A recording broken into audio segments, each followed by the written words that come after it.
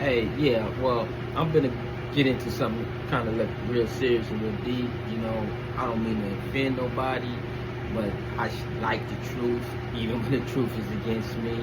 I mean, I don't, nobody like it if the truth is bad against them, but hey, you gotta accept that too. So, this is what I'm talking about. I'm talking back on the capitalism versus communism. And I'm taking that and I'm applying it to the Black Panthers in the 60s. And I'm realizing or seeing what actually turned the government of the United States against the Black Panthers, and it has to do with communism versus capitalism.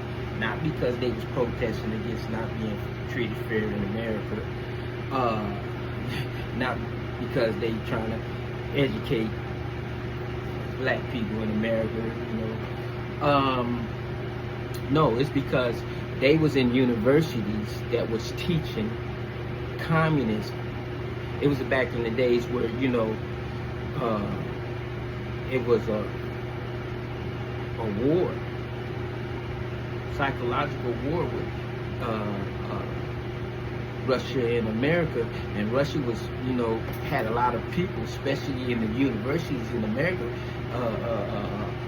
wanting the government to go to communism. And the government pushed back on that with extreme prejudice. And that don't matter. It didn't matter who you were. You was associated with any communistic parties, they destroyed you. You could be wealthy, poor, whatever. You would never get another job in that profession inside this country. So a lot of people, got hurt with that economically, So what the Black Panthers was doing, they was indoctrinated with the communist regime, and they was preaching and telling people that we should become communistic, right? And J. Edgar Hoover and the FBI's, they become enemy number one, and they destroyed the Black Panthers, and it was really because of that ideology, and that's how serious it is what I've been trying to say. Capitalism versus communism, it's in the root of all the wars that we have.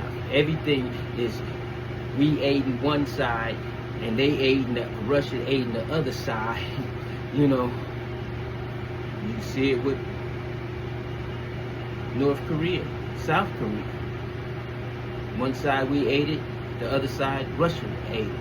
And the side that Russia aided is communist.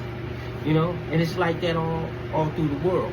So it's back to just having our eyes open, man, because things are happening and you should be aware. That's all I'm trying to say.